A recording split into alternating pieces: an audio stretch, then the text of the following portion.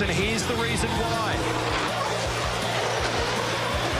Warren Luff driving Garth Tander's number 2 Holden Racing Team Commodore, unable to stop. Smashes into the back of Craig Lowndes' Red Bull Racing Holden Commodore. Here it is again.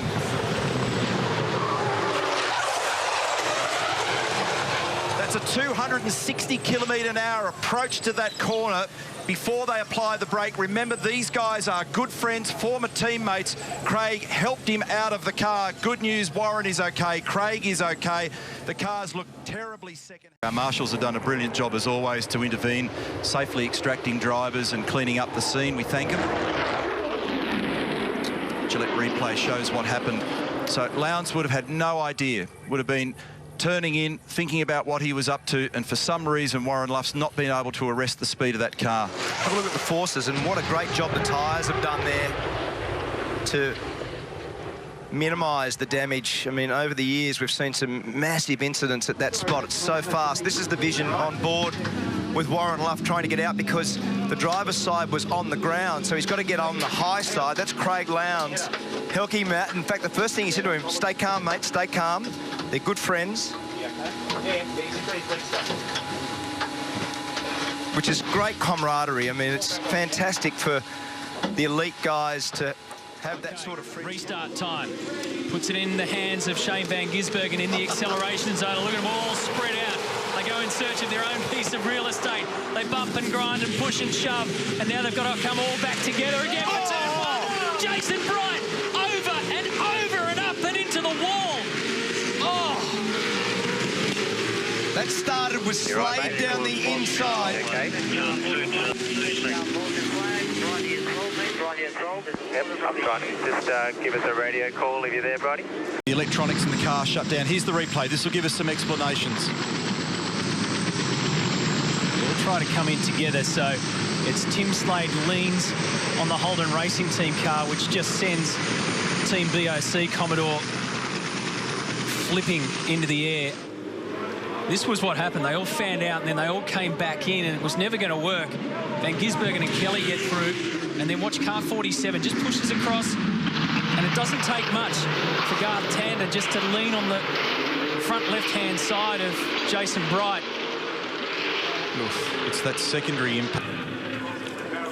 The contact actually started with the 2 Red Bull cars. They actually made contact on the way in there also. There's Slade down the inside. He makes contact with Tander. Tander makes contact with Bright. Totally out on the slide. Full opposite lock, so he's trying to steer it down. So Jason's trying to make sure it doesn't turn onto its roof. It then catches the curb, and the curb then trips it over. So as it gets to that point there, it was always going to turn over.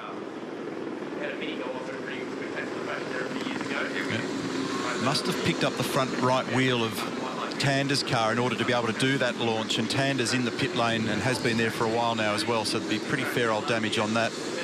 It's this next whack with the wall. All this stuff looks spectacular. At that stage, you know, it's not crazy amount of damage. It's this next one where it hits the concrete wall. It is tyre protected, and then gets into the debris fence, where they're going to have a big nightmare trying to resolve getting this car back in shape. Fortunately, where the massive load has actually taken place in terms of the final part of the crash, Neil, it was actually against the tyres there. That's taken some load away from that. And that's a tonne and a half. Yeah. That's a tonne and a half in the air there. It's just been tossed around like a toy car. I'm in the garage. Ready for a race start. You've got Jason Bright alongside Marcus Ambrose. The power's down. Bright seems to have got the jump as round 2 gets underway. Paul Radicic shot across there as well. This will be interesting into turn 1, and they've already gone off. Oh, that's an incredible smash to start this race. The Valvoline Cummins Commodore, and they're all over the shop. 6 or 7 cars have gone completely off. That is an amazing start.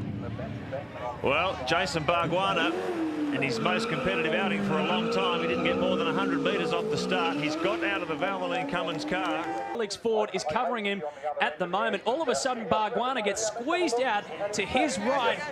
Wham! Upside down to start round 2. Well, he got tapped by another car. I couldn't see which one it was in the pack there. But he was heading in a straight direction, then suddenly the car jagged right. So there's been some contact in the middle of the pack. Look who went off. That's Rodney Forbes in front. See if he gets that tyre wall down there. Just kissed it, I think. Yeah. Yeah, just finished on the edge of those tyres. It looks as though Stephen Johnson. This is another angle of this opening crash. I mean, you're only going 100 metres from the start-finish line there, and all of a sudden, Jason Bargwanna is on his head. It's completely ripped the rear axle assembly out of that car. You can see Of the grid. Sebastian Bourdais in the championship leading car. There's Mika Salo next to him. Behind them, Graham Rahal and James Hinchcliffe. Hinchcliffe got a pretty good start, but now he's stopped dead. He's stopped dead and he's been run into straight up the back from Lucas de Grassi. There's more carnage. Oh my goodness! That's Ricky Taylor in the second Fujitsu car. It was Tony Liuzzi that made the contact. What happened here? On the replay. Oh my goodness, that is a shocking angle. That is a nasty, nasty angle. And that has gone in very, very hard. This is a game changer. It's the onboard. Let's look and listen.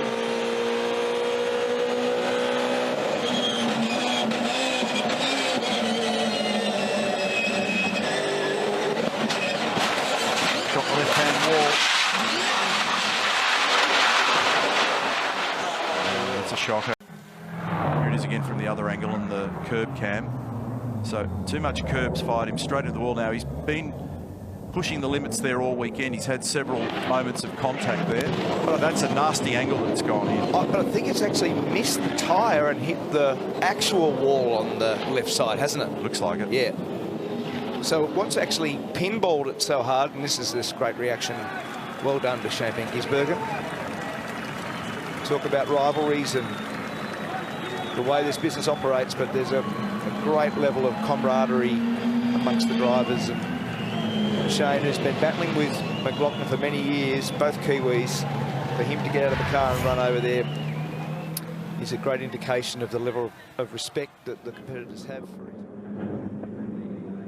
And this is where the multi-point harness, the seats, the hands device that secures the helmet so that he doesn't end up with a disproportionate amount of movement with that kind of impact. Let's have a look in real time and listen.